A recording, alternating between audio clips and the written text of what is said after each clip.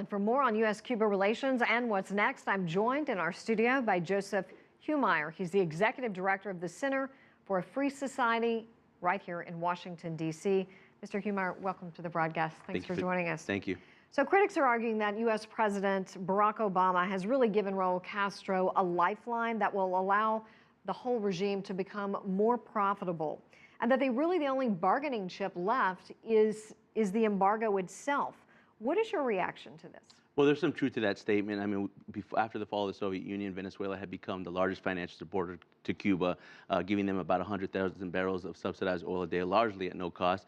With the price of oil in drastic decline, with the Venezuelan economy in shambles, they just aren't have the capacity to do that anymore. So Cuba is really looking for some type of other kind of financial support. This could offset some of that. But that doesn't mean that there's going to be robust trade. That doesn't mean that the Cuban economy is going to start exploding. So they're still going to need to have some serious reforms in order to make themselves better situated for any kind of economic crisis. In your opinion, do you believe the 50-year-old policy and relationship with Cuba was counterproductive? It was a bit counterproductive, but more than that, I think it was a bit irrelevant. Historically, through time in the last 20 years, there's been a lot of easing of the embargo, going all the way back to President Clinton. During the end of his term, he actually opened up humanitarian goods that could be shipped to the island. President Bush in 2003 lifted some travel restrictions. The President Obama himself, about 4 years ago, allowed remittances and further ease in travel restrictions. This is kind of more of the same, because a lifting of the embargo is going to require congressional action. The embargo itself is supported by 6 legislative statutes. So that's not happening yet. So I think in that sense, it's a bit irrelevant. You heard what President Castro said today. You have to respect where we stand. What incentive would there ever be for them to become a free and democratic society if they haven't already felt the need to be? Unfortunately, I don't think there's any incentive that the U.S. can provide. I think the best way, if you wanted to push Cuba to become more democratic, is work with other allied nations in Latin America. That's actually the Cuban strategy as well. Cuba has become aligning themselves with different Latin American nations. The Bolivarian Alliance, for instance, is a Cuban project that was initiated by them and Venezuela in 2004. So I think if the U.S. really wanted to help push Cuba past this communist transition, that they would have to work with countries like Bolivia, Ecuador, but also historic allies like Colombia and Chile.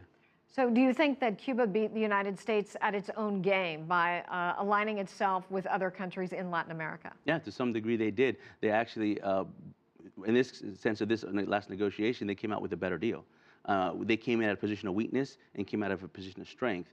The United States came in at a position of strength and left with less leverage. Mm-hmm. We've heard from a few prominent United States senators, lawmakers in the U.S. saying that Cuba will continue with human rights violations and that the U.S. President Barack Obama has created a huge fumble here. How do you view that, and do you think Cuba will soften its position at all? Absolutely not. The Cuban regime has shown. I was talking a minute ago about all these easing of the embargo that's happened over a decade. Well, after each one of those policies, the reaction of the Cuban regime has actually been harsher on human rights violations. For example, in 2003, when President Bush allowed for further travel, what did the Cuban regime do? They actually jailed another few dissidents, a few hundred dissidents. So this is exactly the kind of reaction that the Cuban regime has shown historically through time. In 2009, when President Obama did some other very similar executive action, this is the same year Alan Gross was detained. So this is a predictable behavior by the Cuban. How will life change for Cubans living in Cuba? I think less Cubans living in Cuba, but Cuban Americans that may want to visit their families in Cuba will maybe have an easier time. The Cubans that live in Cuba are pretty much in a slave state, and they're going to continue to be in a slave state as long as the Castros hold that regime, because they don't have any freedoms. They don't have any political freedoms. They don't have any press freedom. They don't really have any transparency to know how the rest of the world is operating, and that obviously is not going to change in the near future. Talking about Alan Gross, the United States traded Alan Gross for 3 convicted criminals. What kind of precedent does this set? A very dangerous precedent, because what you're looking at is you're saying how much leverage can you get for having a U.S. citizen, perhaps a U.S. contractor in your custody? What kind of concessions can you get from the U.S. government? In this case, it looks like the Cuban government got a lot of concessions out of the U.S. for having one contractor in its detention. So, I mean, there's negotiations with Iran, there's negotiations ongoing, perhaps discussions with Russia. They're looking at this very closely and seeing how they can apply themselves to have more leverage in those negotiations with the United States. I think this is a dangerous precedent to set. Alrighty, Joseph Humire, thank you so much. Thank We you. appreciate your time and your insight and coming into our studio.